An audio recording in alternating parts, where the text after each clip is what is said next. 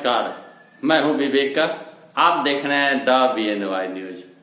आज देश दुनिया की छोटी बड़ी खबरों से मैं आपको अवगत करा दूं तो पहला खबर मैं आपको बताऊं कि मध्य प्रदेश में शिवराज सिंह चौहान जो बिना मंत्रिमंडल के कार्य कर रहे थे, लेकिन आज उन्होंने 5 मंत्री को शामिल किया और राज्यपाल ने 5 मंत्री को शपथ दिलाया, जिसमें सिंधिया यानी सिंधिया परिवार के वफादार कहे जाने वाले 2 समर्थकों को भी मंत्री बनाया गया। और मैं बताऊं आपको कि रायबरेली में, जो उत्तर प्रदेश की रायबरेली है, जहां से सोनिया गांधी सांसद बनती है, वहां 31 तबलीगी जमात के लोग पकड़े गए। वहीं दूसरी ओर प्रयागराज, उत्तर प्रदेश की ही बात है, प्रयागराज में 17 तबलीगी जमात के सदस्य पाए गए एक प्रोफेसर के घर में और सारे लोगों को गिरफ्तार किया गया। साथ ही साथ प्रोफेसर को भी गिरफ्तार किया गया, चूंकि प्रोफेसर ने तबलीगी जमात के लोगों को अपने घर में छुपा कर रखा था। अब तक तबलीगी जमात के सदस्यों की मिलने की सिलसिला जारी है। इस सिलसिला अब तक थमने का नाम नहीं ले रहा। गाजियाबाद के डीएम ने दिल्ली के प्रवेश पर पाबंदी लगा दिया है, चूंकि गाजियाबाद में कोरोना पीड़ित की संख्या काफी बढ़ गई है। और अगर आप देश के अन्य राज्यों की बात कर लें तो कश्मीर में 313 मरीज अब तक हो गई है। 313 मरीज होने से कश्मीर में भी काफी खलबली का माहौल है। राष्ट्रपति रामनाथ कोविंद ने उन डॉक्टरों, नर्सों और स्वास्थ्य कर्मी को साधुवाद दिया जो अपने जान को जोखिम में डालकर इस विपदा के घड़ी में लोगों की सेवा कर रहे हैं और स्वयं भी संक्रमित हो जाते हैं। इसके लिए उन्होंने बधाई दी। साथ ही साथ मैं यह भी खबर आपको दे दूं कि राष्ट्रपति भवन में भी एक महिला जो परिवार को लेकर रहती थी, वो पॉजिटिव पाई गई। उसके बाद हड़कंप सा मच गया और पूरे राष्ट्रपति भवन के अंदर के सदस्यों को जांच की गई।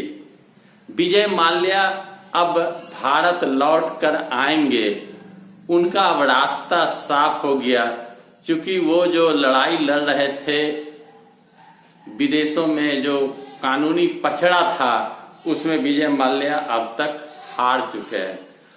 इस विकट और विषम परिस्थिति की बात आप अगर करें तो अमेरिका जैसे बाहुबली और अमेरिका जैसे देश में बोतल बंद पानी से सस्ता वहां कच्चा तेल आज के समय में हो चुका है। कच्चा तेल की कीमत बोतल बंद पानी के कीमत से भी नीचे गिर गया, जिससे अमेरिका में कोहराम मचा हुआ है। साथ ही साथ अमेरिका ने बाहर के लोगों के द्वारा आकर नौकरी करने पर भी पाबंदी लगा दी है। उन्होंने, वहां के राष्ट्रपति ने आम लोगों के नौकरियों को बचाने में लगे हुए हैं और वहां की जो स्थिति विकट हो गई है उससे कैसे निजात पाया जाए, इस पर लगे हुए हैं। WHO ने कहा है कि अभी इससे भी बुरी वक्त आने वाली है, अभी भी इससे बुरा वक्त आने वाला है, यह WHO का कहना है। भारत में मरने वालों की संख्या की अगर आप बात कर लें तो अब तक 590 भारत में कोरोना पीड़ित मर चुके हैं। मुंबई में 53 कोरोना पीड़ित आज पाए गए। मुंबई की हालात यह है कि 53 कोरोना पीड़ित पाए गए हैं। भारत में मरने वाले की संख्या हो गई 590 और बुरा वक्त आने की बात कही जाती है WHO द्वारा। वर्ल्ड हेल्थ ऑर्गेनाइजेशन के जो डायरेक्टर हैं उन्होंने स्पष्ट रूप से कहा कि अभी और भी बुरा वक्त आने वाला है। इस बुरे वक्त के आने से पहले हम सबों को एक बात समझ लेनी होगी, दिल और दिमाग में इस बात को बैठा लेना होगा कि हमें लॉकडाउन का पालन करना है। हमें हर हाल में हाथ साफ रखनी है। हमें हर हाल में सोशल डिस्टेंस का नियम को नहीं तोड़ना है।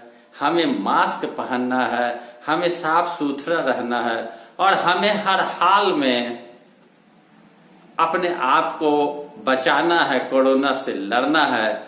चूंकि वर्ल्ड हेल्थ ऑर्गेनाइजेशन के द्वारा बुरे वक्त आने की बात कर दी गई है और WHO के माध्यम से ही हर बीमारी, हर तरह की बात की जानकारी पूरे विश्व को दी जाती है।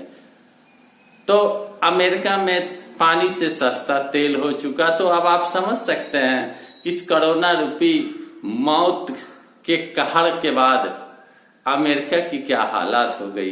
भारत में महाराष्ट्र की हालत बद से बदतर है, दिल्ली की हालत बद से बदतर है, अन्य प्रदेशों की भी हालात बिगड़ी हुई है।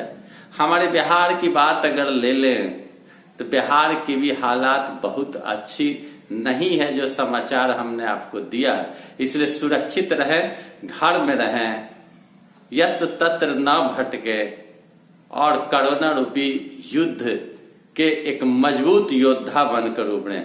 धन्यवाद।